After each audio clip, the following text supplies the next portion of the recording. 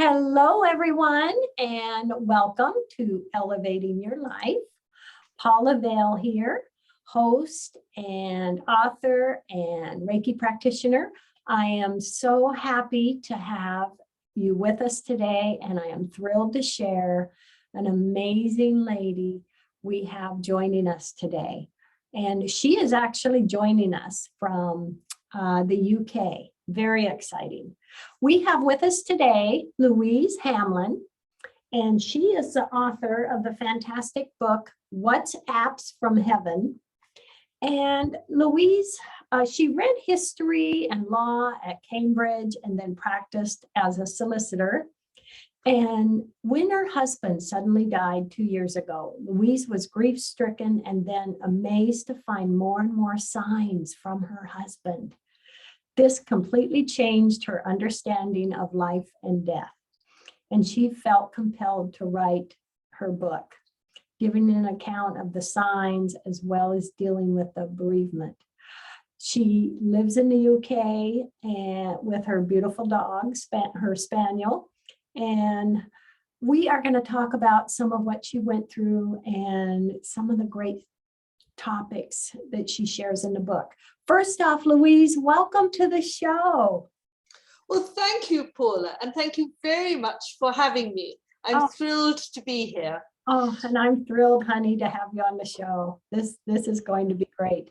Well, I would love it if you'd like to maybe share a bit more of your background and what really, this created such a change for you and what prompted you to write your book and to get your messages out there. Well, certainly. Well, as you said, I was a lawyer. And in fact, I used to lecture in land law and revenue law. So you can't get much drier than that. And my husband was a lawyer as well. So we were very logical. We looked for evidence and we were very skeptical about the possibility of life after death. When he was dying, we did talk about it, and we didn't close our minds completely to the possibility, but we thought it was unlikely. So he died. It was dreadful, and he had a very short illness, and I was totally grief-stricken.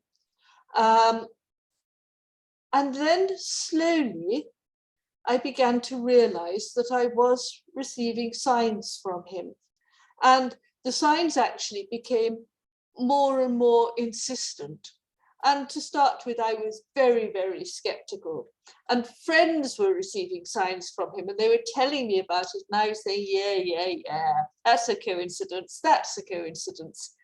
Eventually, it got to the point where I realized, no, I actually was getting signs from him.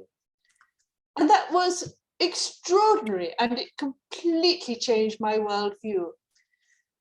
And I then felt later on impelled to write the book because in my bereavement, I'd found things that worked, things that didn't work. And I wanted to share that.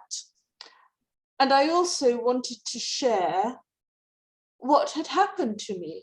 And I wanted to share the signs so that other people who are bereaved can know that maybe if they seem to be getting signs, then they really are. And it can validate their experience as well. Yes. And it can be, do you believe that sometimes people can be getting signs and really not be aware of it? Yeah. And not realize it, but are getting signs from loved ones. I think that's absolutely right. And I think that a lot of signs come in the form of feathers, for example. And it's very easy to dismiss finding feathers, thinking, oh, well, it must have blown in on the wind. But then you realize that you're in a completely closed room with no draft or wind and nothing feathery in the room. And you stop and think, well, hang on, you know, it's impossible for the feather to have got here, but it did. This must be a sign. Oh, I am passionate about feathers, and that is so true. And actually, a couple months ago, I was doing a recording and talking about angels and how I love the angels. And I finished the recording. I had on a bright orange shirt, and I looked at my shirt, and there was a white feather on it. Oh, how wonderful. And I saved it. I have it over on the shelf. But yeah, it can come from anywhere. But those are messages for us, aren't they, Louise? Oh, well, totally. And I mean, one instance was I was on a train and I was sitting at a table. In the UK, you have seats with tables in between. And there was a stranger at the other side of the table, but we got talking. And it turned out that she was a widow as well, and she'd lost her husband. And I sort of very tentatively said, "Oh, have you had any signs?" And she started to tell me about signs she had had. And as we were talking, she suddenly said, "Look." And I had a book on the table in front of me, and a feather had fallen onto the book as we were talking about signs. And there was nowhere where that feather could have come from. Oh, yes. I love it. I love it. And this happens all the time. We get those messages. Oh, that is so beautiful. I bet you just went, oh my gosh. I did. I absolutely did. Oh, and you know what that does for us inside, the smile it puts on our face. It's like they just gave us a hug. Yes, yes. And I think that one of the things that I'd like to emphasize in my book is that though your loved one has died, the love carries on and the loving relationship carries on in a different form, but it's still there. Yes. Now, I really believe I'm a big cloud lover as well, and I see things in clouds. And I'm wondering what your thoughts are on that. But after my mother passed, a couple days later, I was outside of my house looking at the clouds, and there was a heart-shaped cloud. And I knew it was my mom. I knew it was. Well, I think that's simply lovely. And I totally believe that it was. In fact, I don't think I've had any signs from clouds. Well, not that I've noticed anyway. Mm-hmm, mm-hmm. But I've had lots of other signs. Yeah, tell us about some of the other signs you had. Oh, it was just fascinating in your book, the different things that you had come your way. Well, I called the book WhatsApps from Heaven. Do you know what WhatsApp is? Yes. Yeah, fine. So the most extraordinary signs, from my point of view, came via WhatsApp. And it began to happen about 3 or 4 months after Patrick, my husband, had died. And one day I had left my phone in the kitchen while I was out. And I came back to an empty, locked house and found on my phone words and words and words in a message box ready to send to somebody I had been in touch with previously. And this person, Maria, was a medium. Anyway, I looked at all these words and I couldn't work out how they had possibly got there. And I was about to delete them. And then I thought, oh, I don't know. I will send them to Maria and ask what she thinks. So I sent all these words to Maria. And it was sort of gibberish as far as I could see. And she replied that she didn't know what it was. But then the next day, she found lots of words on her WhatsApp message box ready to send to me. And there were fewer words, but 3 times it said, "Darling, it's me." Oh. And she said, "Louise, I found this. I did not type it." And so, of course, I was just gobsmacked, but I wasn't 100% convinced, because though I didn't really think that Maria would have done anything, underhand or would have pretended. I thought, well, there's a little possibility that maybe for some strange reason she has. And several other messages came from her phone, which she said she'd found. And they did seem very, very genuine, but I wasn't sure because, as I say, I was very skeptical. Then one day I was out walking with my dog and the phone was in my pocket. And when I got back, I pulled the phone out of my pocket and my phone told me that I had created 2 new WhatsApp groups, which are like group chats, if you don't know what WhatsApp is. And one was my husband and me, called Hamlin Family, and one was called Hamlin's, and was my husband, his daughter, and me. And actually, it was his daughter's birthday that day. And I knew that I had not created these groups. In fact, I didn't even know how to create a group. Apparently, they'd both been created at 11:06 when I'd been walking with the phone in my pocket. I knew it couldn't have happened by accident. I stared and stared at my phone and I thought, yes, this must be Patrick. And that convinced me. Yes, yes. Oh, and isn't it just so exciting how many messages are around us? I mean, there can be so many that we may not even catch. And I'm also a believer in coins. When we see a coin, that's a message from someone or an angel. I have found a coin on the floor in a room that I never take my purse, that no money goes into. So Right. it's like, isn't Yes. it fun to think, because you had an expanded amount of different ways you got messages from Patrick. And it is really fascinating and heartwarming to know what can come our way and to know that they're still with us. Oh, I can't tell you how consoling it is. It's absolutely lovely. It really is. He sent a very, very poignant message through a playing card. I was playing bridge with 3 friends. And with bridge, you have 2 packs of cards and you use 1 pack for the first hand, the second pack for the second hand, then go back to the first. And so my friend dealt the 3rd hand and she was dealing the red cards, which we'd already used, and she was a card short. So we looked for the card. We knew it couldn't be far away. We could not find that card anywhere. We searched and searched and searched, and we couldn't make sense of it because we knew the pack had been complete. Anyway, it turned out the card was the 9 of hearts. And so my friend said, could that have been Patrick? Does the 9 of hearts mean anything to you? And I said, well, no.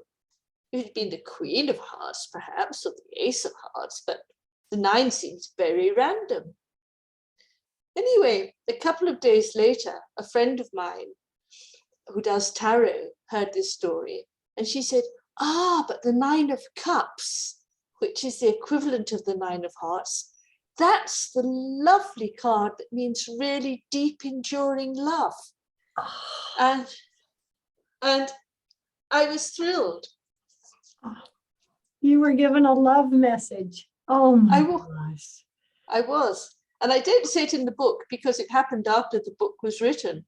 But about 18 months later, that card suddenly reappeared. Isn't that awesome? Isn't it? And what's amazing is these little signs, the card or coins or feathers or something showing up on your phone. These are like in our head, physical things that are getting done. Yes. No one's doing it, but it's there. And that just opens your mind to, wow, how amazing this is. It's totally amazing. And I started to read a lot about sort of quantum mechanics and physics. And so that I could try and understand everything.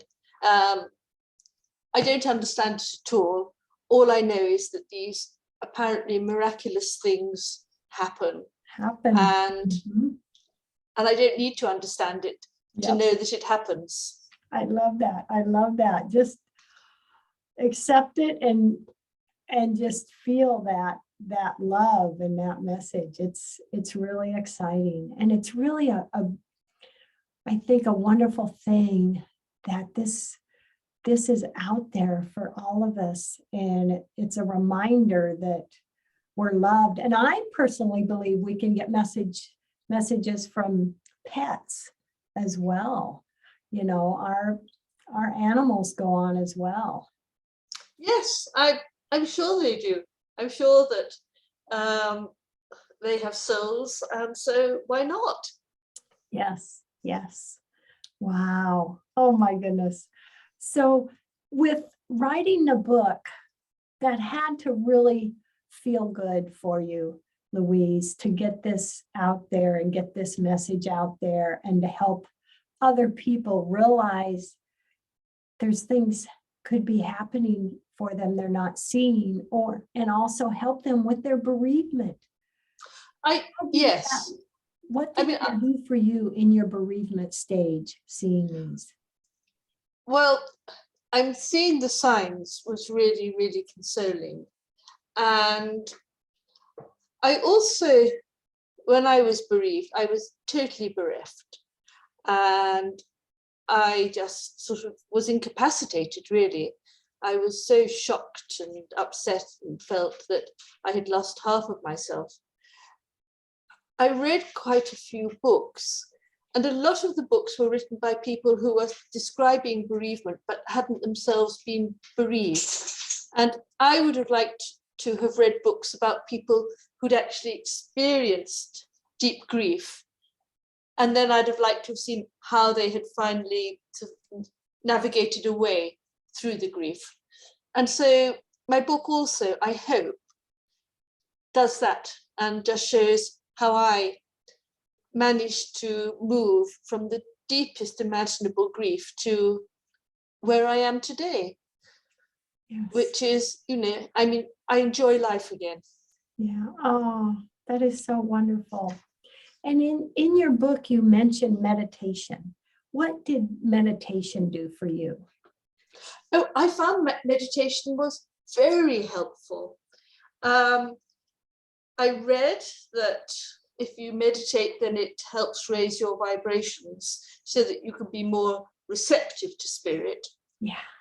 I didn't really understand that, but you know, I was very happy to give it a go. And actually, I found that meditation helped calm the churning inside me. So it was a very important part of my daily routine. It still is. Mm-hmm. Wow.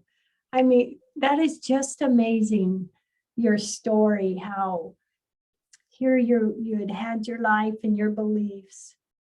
And then with the passing of Patrick and seeing these signs, getting into meditation, it's really just opened such a door and a different perspective, hasn't it?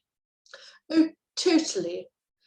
And what it does mean is, I think that Patrick is still around, albeit in spirit, which is lovely and very, very consoling. And I chat to him and I imagine what he would say back. And also, I'm not the slightest bit scared of dying now, because I think, well, my spirit will carry on. Yes. Oh, that's a beautiful message. Yes. Yes, that is a message that gives us, that we will carry on.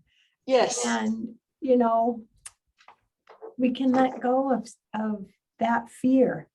Oh, that's a beautiful message. Thank you for sharing that, Louise, because yeah. And it is kind of exciting to think, you know, what will be the next journey. And, you know, myself, I believe in our higher self, and I call him our soul planner.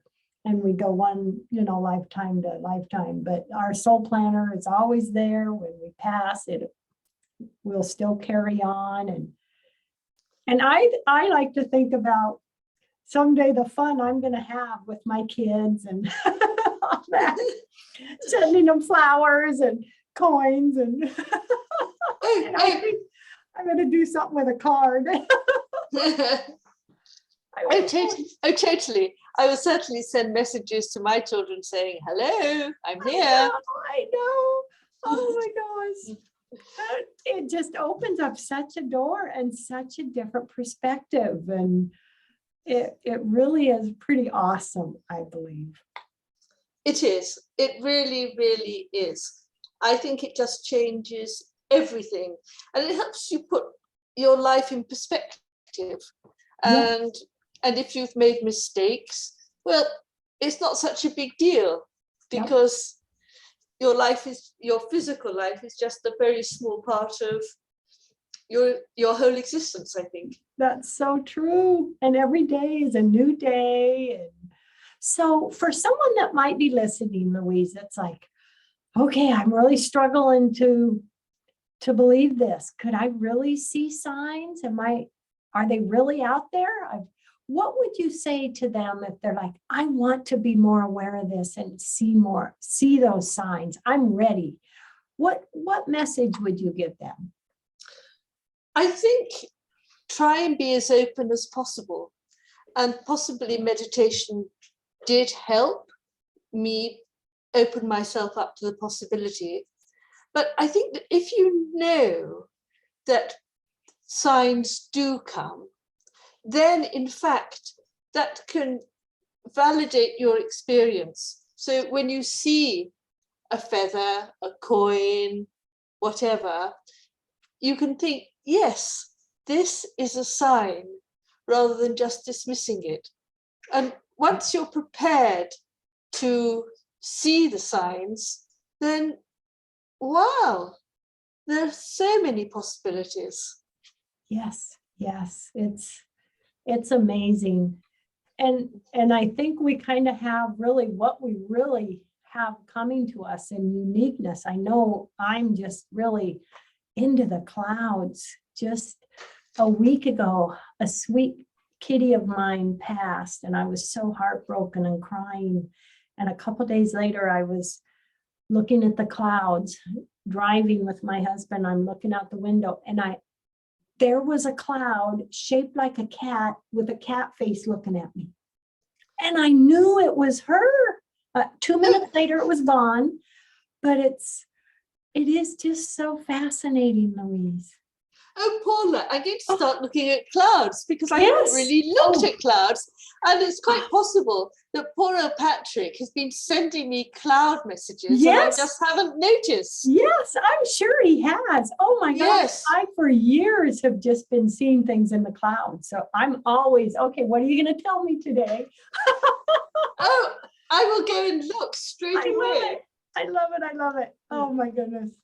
Well, Louise, please share your website and information and how they can get a copy of your book, and any last words you want to say to everyone before we say goodbye today. Right. Well, my website is quite simple. It's louisehamlin.com. And my book is WhatsApps from Heaven, and Barnes and Noble have it, and Amazon, and any bookseller can get it for you. And I suppose what I want to share is that if you're skeptical, but you're grieving, do be open, because signs do come. And once you have had a sign from your loved one, it is so comforting and so consoling. So be open. And I took a lot of convincing, but I'm convinced now. Oh, that is just such a beautiful message. Wow. Thank you so much. And yes, it is beyond words comforting to know that when we lose someone we love, they're still with us. Totally. Yes, they're still with us, and they're sending us signs. what a gift it is to realize that. And it is truly a perspective. Oh my goodness. Oh, Louise, this has been so beautiful. And I'm so grateful to share your messages and your experience. You're a gift to so many in sharing all of this with us. Well, Paula, thank you so much for having me on your podcast. I have loved talking to you, and I do hope that what I've said can bring comfort to some people who are bereaved. Yeah, thank you so much. Big hugs to the UK from the Pacific Northwest. And back to the USA. Thank you. And to everyone out there, love, hugs, and blessings. Louise, love, hugs, and blessings. Thank you so much. This has been so wonderful.